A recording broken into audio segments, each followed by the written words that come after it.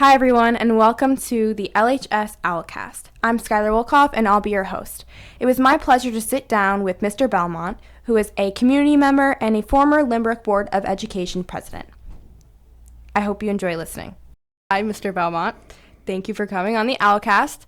In the first 5 minutes of meeting you, you have a huge personality. I love it. I keep laughing. But we are going to start off the interview with just some questions about your child life growing up, just some background stuff. So you grew up in Lynbrook. What was Lynbrook like when you were a kid, and what are some of your favorite memories from growing up?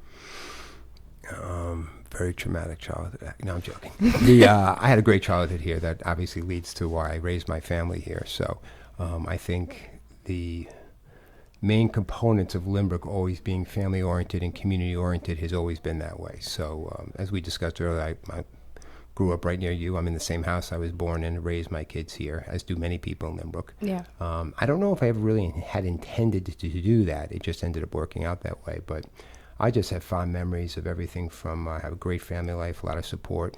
I had great friends growing up. I mean, the difference being when we were youngsters and I went to Waverly Park, we didn't do as many indoor things as you have now because of technology. So our day would end at 3 o'clock. We were all latchkey kids. We had keys, and parents would not expect to see us until it got dark out. And I just love those times of running in the streets and the smell of cut grass, which we don't have anymore because of the fact that everything's been converted to turf. But just all the playing we did in the streets and playing in the street to play hockey or football, and cars would come and you'd yell car and get out of the way. That's all disappeared. Parents didn't drive you to play dates or create those things for you as they have in the last generations. But just a very, very happy childhood. I enjoyed the people here, the community, the support, the athletic programs were big for me. So we've always been strong in that and having a community sense. So I enjoyed that. Yeah, I really don't think you hear a bad comment about Lynbrook. Everybody always has so many great things to say about it. Well, that's why so many, you know that by the fact that so many people were raised here, came back to raise their kids here, and are working in our community also, whether in the schools or in the police department and so forth. That's a strong sense of community when people have that. So that's a great way to validate your town by having that type of reoccurrence year after year. 100%. Yeah. So were there any teachers or coaches or mentors at Lynbrook who had a lasting impact on your life? I think a lot did. A lot of my memories have. Of course, Dr. Barbarino, who's no longer with us, was a huge influence. He's the reason I went on the school board. I got back involved immediately when I came back to town. So he was a big impact on me. Mimi Butler, who's no longer with us, was a guidance counselor, another strong influence. Obviously, Coach Glenz and Coach Iaquinta, my football and lacrosse coach, were a big influence. But I can rattle off a lot. I'm not even a science kid, but I still remember Mr. Ottoman in 5th grade at Waverly Park. We had to do a project where you had to take an egg and put it in a shoebox. And then you had to launch it against the wall off of a bungee cord, and you had to build the shoebox inside to protect it. I always thought that was cool. But, Mrs. Pelton, my kindergarten teacher, which at the time was Waverly Park. So really, just a very fond memories all the way through, actually. So many people leave their hometown, but you chose to stay and raise your family in Lynbrook. And I know you said that do you have a reason why? Or? Yeah, I don't really, the expression is a high school Harry. I know my wife is from Jersey. I don't really know what the impetus for it was. I know we looked in other communities also. I think I had looked at Hewlett at one time. I think I had looked in other places on the island at one time. Very close with my parents. In fact, my wife and I lived with my parents for 2 years after we were married.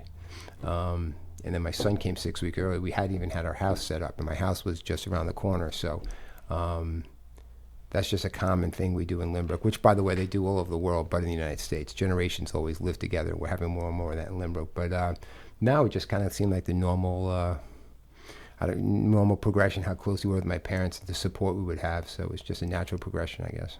Okay. So now we'll talk a little bit more about your education and your early career.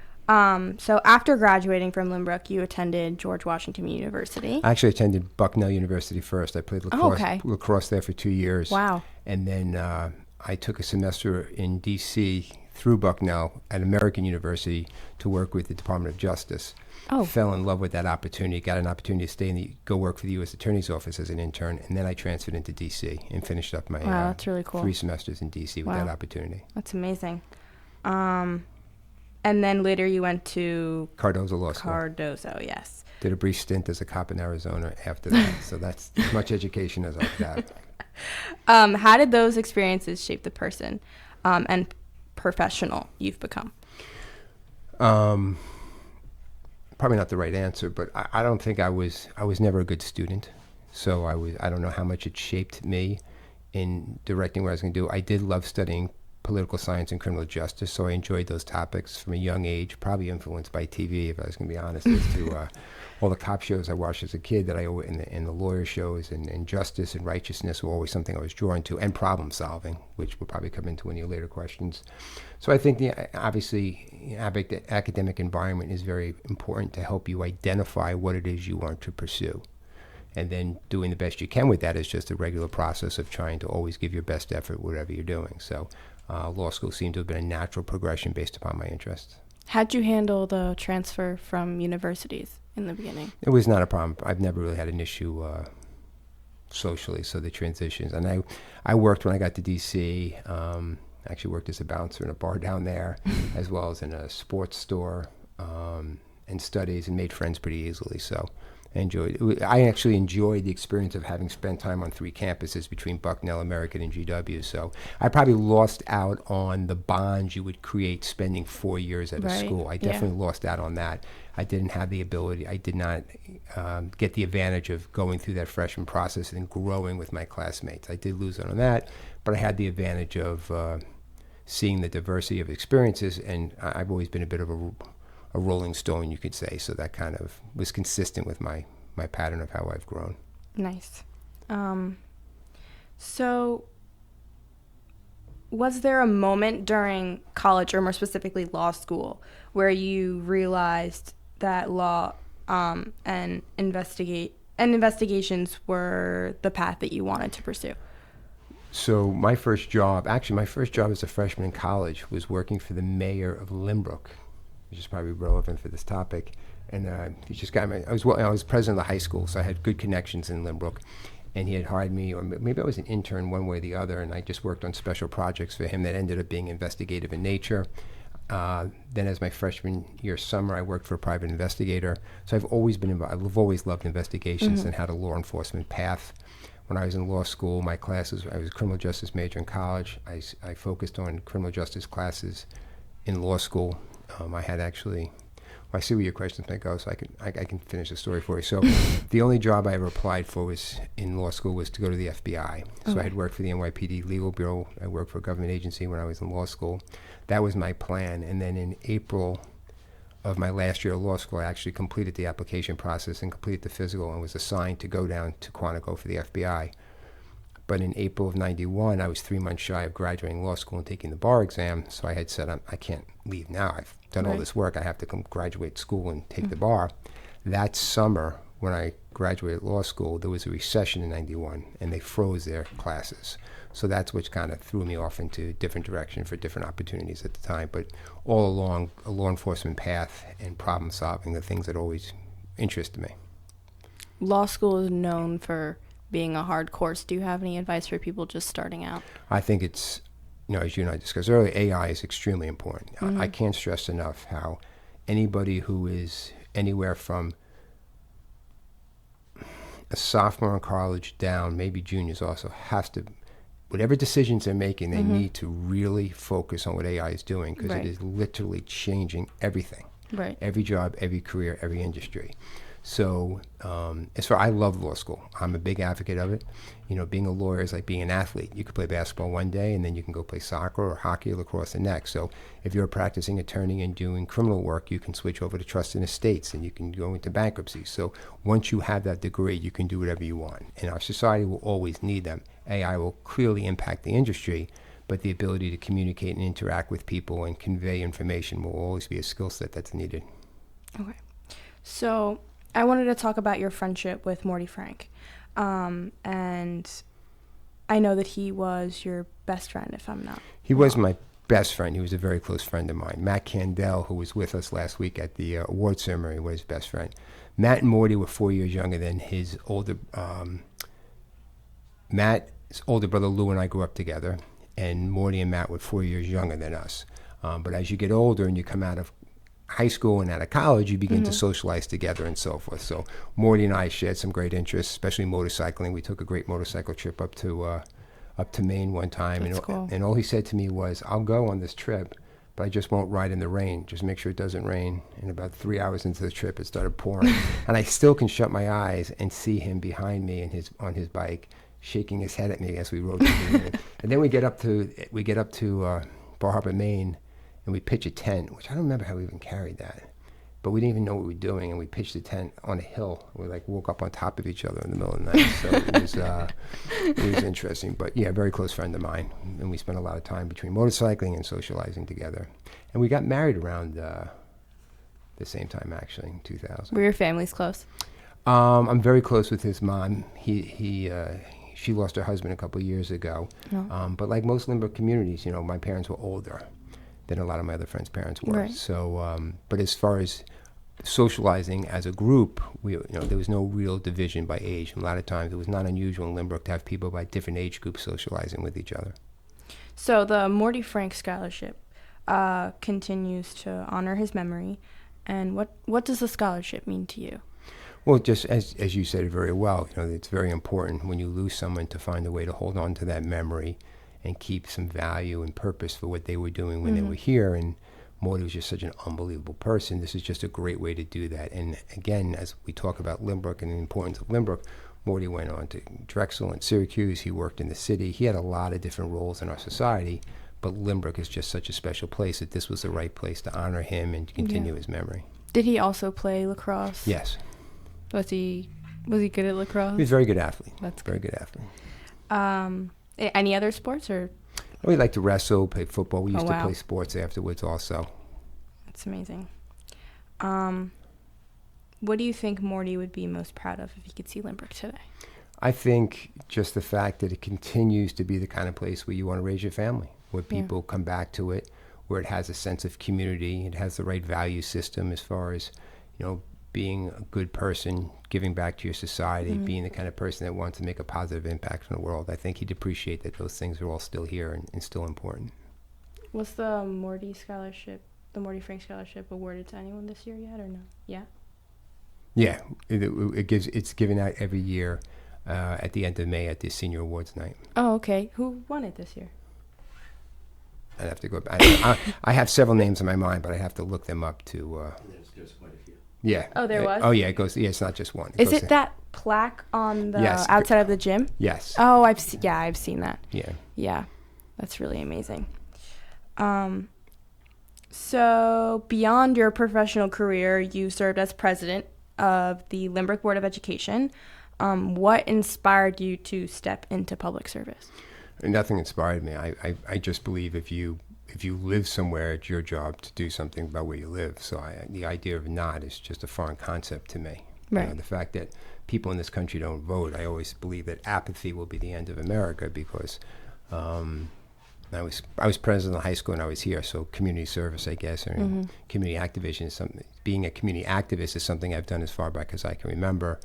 And then, as I indicated, Dr. Barbarino was here. So when I first moved back with my wife, even before I was on the school board, I got involved in the community. What are some of the biggest challenges you faced as being the president of the Lynbrook Board of Education? I wouldn't say. I think COVID was a very difficult time. I think having limited funds from the state, having a democratic government that runs New York is very difficult because they don't really have the same priorities as I believe the majority of people here do, and definitely not in our community, clearly not on Long Island. So there's a lot of ways in which money could be better spent. Our tax dollars aren't fairly given back to us. So the political issues were the biggest challenge, and trying to navigate the unreasonable restrictions the government had set up during COVID and trying to keep the community happy and balancing their interests was always an issue. And just addressing the issues in the community of things they were unhappy about on an ongoing basis, I guess, is some of the biggest challenges, but I didn't find it too difficult or a concern. How did it look during COVID for the Board of Education? Like, what was the... We would just do it remotely. Oh, okay. And then for a while we did it without an audience, I believe. But we continued to do the business of the district. Okay. How important is it for community members to give back to the places that helped raise them? I just don't understand. It's interesting to use the term to give back. I mean, I have control issues, which manifest themselves in particular situations, which is a line from the TV show Landman, which I thought was great when the attorney used it on that show. I'm very much like to be in control. Like, I would want to take the last shot. I'd be wanting to make decisions. I don't understand the idea of not doing that in life. Right. So if you live in a community, why wouldn't you be involved if you're not going to shape the future of the place you live, whether it's for yourself or your peers or for your children? So for me, I think people should be involved. And if you're not involved, you don't really have a right to complain. So yeah. I think Lynbrook reflects that beautifully. I really do. I mean, this weekend we're supporting one of my good friends who got diagnosed with ovarian cancer. We're hosting a car wash for her, and so many people are coming to support. It's amazing. Well, it's interesting because Lynbrook is absolutely amazing at that, right? It's just amazing. Those same people who rise up in a difficult situation don't do it on a daily, ongoing basis. It's interesting that just the human nature of people. I mean, it shows how good their character is when they're mostly needed. But it's important for people to be more involved on an ongoing basis to impact decisions being made in the culture and value system you live in. Yeah. So let's talk about... So you had success in law and business and public service. What advice would you give to young people not just from Lynbrook, but any young people who are starting their journeys? First thing I'll say again is know everything you can about AI. Do not ignore it. Understand it. Understand how it's impacting the world you want to live in, the careers you want to have, the education you want to pursue. Not just what it's doing now, what it's doing later. Yeah. The speed by which... See, most technology we've had in life has gone very slow on the way it's grown. An iPhone, an iPad, Wi-Fi, it came out and then it plateaued. The difference with AI is it's like a hockey stick. It came out and it's just growing so quickly that people are ignoring it. I can tell you a story where I told a local business owner about it. I've been telling her about it for several months now, different ways she could be using it for something in her personal life and something in her business, and I just never hear back from her. So about an hour ago today, she sends me a text and says, AI is amazing. So it took all this time for her to acclimate, to begin to use it. So other than that, I think I have a whole bunch of lines I like to use. I like acronyms too, but I think it's very important in life to care deeply about what people think. Yeah. But you shouldn't care what they think of you. And I think one of the biggest problems with kids today, and adults, everyone, is they're always trying to figure out what people think of them, whether it's a swipe or a like. And life is just too short. I mean, this is your life. You're the hero in your own life story. Why would you let someone else dictate to you the way it's going to be? And it's hard. It's hard when you live in a world that has so much social media and so much validation. But waking up every day and realizing the person in the mirror is the only person you're competing with. There's always someone who's going to be prettier, smarter, or wealthier. Yeah. That's not what life's about. It's simply about being the best version of yourself and making yourself happy and pursuing that and not worrying about what other people think. I mean, if you try to make other people happy, there will be people who are unhappy. Yeah. So you might as well just make yourself unhappy. Make yourself happy. Just pursue that in life. And that, I think, is one of the most important things to learn at a very early age. Yeah, some people still don't learn it until after college. No, I know there's plenty of adults that do. And I guess the other thing to keep in mind is too, what you learn at 60 years old is that it really is a very long journey. A lot of times kids come out of high school and they don't know what they want to do, but their friends are going off to college or starting jobs and they're trying to figure it out, and they put a lot of pressure on themselves. And it's not. You realize that there's so much opportunity. Your 20s, to answer your question more specifically, your 20s should really be a time where you just go out there and you figure out what you want to do. I don't think you need to rush into anything. I mean, I didn't start my first real solid job until I was 29, and I have a great life, and it worked out just fine for me. But you realize how long it is. You're not racing against your peers. You're not competing. There's no timeline. You're going to be working for a very long time. Yeah, once you get into high school, it kind of starts to feel like everything is like picking up. Right. And you start to feel the pressure. And you don't need to. You come out of college, if you know what you want to do, great. If you know what school you want to go to and what you want to pursue, great. But at the same time, take your time to just enjoy life and be very mindful of where you are. Be in the moment. Don't worry about what's happening later. You have a test 6 periods, so you're ruining second period because you're so concerned about that. You're doing something in 3 weeks from now, and you're ruining the weekend today. Right, yeah. You know, adults do it too. They have a big work thing on Monday, so they ruin their Saturday worrying about Monday. Right. You know, be in the moment. Make the most of the time you have, and life works out very well. Almost always just works out. Yeah. So AI has such a negative connotation in a school setting. How do you think students can not use it to cheat, but use it to help them? So the negative connotation of school setting will be gone by September. It's just like when Google came out and when iPads. I remember when iPads came out, and another parent came up to me and says, "You're not letting your kid in the internet." I go, "Yeah, I am." I go, "How can you do that?" Because you can't hide from it. You have to teach them how to use it appropriately. Yeah. So the idea of saying we're not going to let them use AI, I don't see how the educational environment, the academic environment can sustain that. You can't. What you can do, in fact, my daughter who just graduated college, one of her last assignments was use AI to create a product you would pitch on Shark Tank. So they're recognizing you do. You can't. It's like, you know, when someone came out with a way to think about how to make an electric car. Well, we're not going to make electric cars because technology lets us do that. AI is just, it's very difficult because of the idea of cheating. So I think what you'll see is the educational environment will adapt itself to it. It'll be, okay, you can use it. Here's an example. This is just off the top of my head, so I don't, you know, nobody go lock this down in school. If a student creates a project with AI, let's say the project request was write about how the Southern maritime trade impacted the American Revolution, however that may be. And the kid goes to ChatGPT and says, "Let me write that report." Yeah. And then people think they have AI readers. They don't work anymore. The AI is so good it doesn't matter. Yeah. Because that same 11th grader who writes that report can then say to Chat, now rewrite it as an 11th grader. Yeah, humanize it. With common errors and grammatical. But what we could do is, one, just like colleges now are relying upon essays, and our schools are relying upon it, no more. You can do interviews. Or as soon as a kid submits an essay like that, just give them a pop-up quiz. Once you submit your paper, you immediately get a pop-up quiz that's timed. We have technology that keeps us knowing from what else they're watching. There's ways to work around that, but you can't hide how great this technology is. It's taking business processes that people are doing in all professions, law, medicine, and so forth, and it's taking something that could be days into an hour. We can't graduate kids from high school and college without teaching them that skill set. Right. But what's the right prompt you're going to ask? Teach them how do you use this tool now. So it's not a question, and maybe the learning will change. Maybe the idea of how we teach spelling and grammar and memorization will change. So we're going to have to adapt ourselves, but it's going to be a challenge because you've seen that challenge as computers came around, and someone's like, well, why do I have to learn math when a computer can do math? We still have people talking about why they can do handwriting and so forth. Right. What's the purpose of spelling if Grammarly is going to tell me how to do it and it's going to tell me the pronunciation? What's the purpose of learning that? Well, the idea of learning it is because our brain is supposed to learn how processes work. Yeah. And by learning how a process works, you can adapt yourself to something new. But the AI intelligence is so strong, it's going to make people question that. And if you can teach the prompts is still the academic part of doing it. But the academic and educational environment will have to adapt itself to this technology. Yeah, I think it's really important for people to start learning how AI works. I think it could really, really help you and save a lot of time. It's not going away. Yeah, that's true.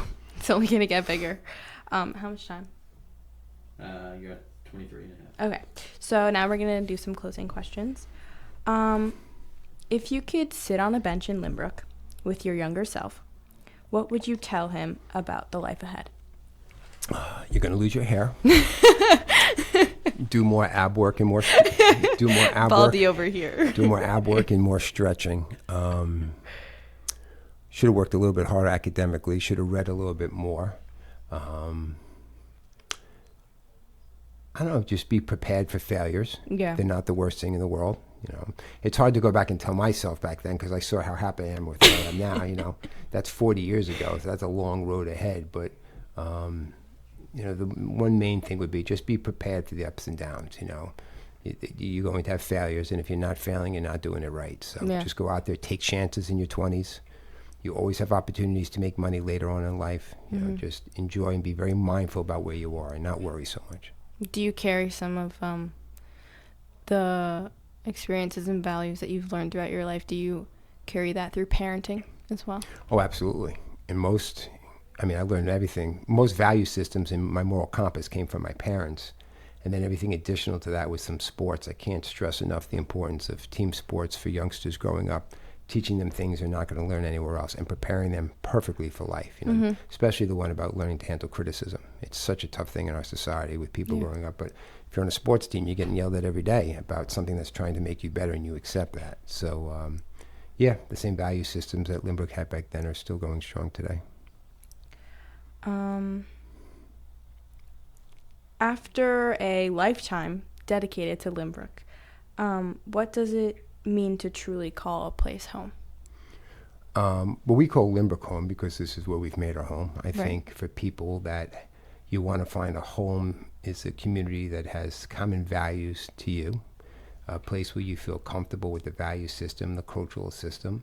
Lynbrook's become extremely diverse over the 40 years since I graduated high school, but it hasn't changed the value system. Yeah. Because an active community is welcoming to people that want to come in, but they assimilate to the way your community is, and they bring in the better parts of their views and their perspectives, and it's kept us the same way. And family's important, and community's important, and I don't think that's changed. Do you ever see yourself moving out of Lynbrook?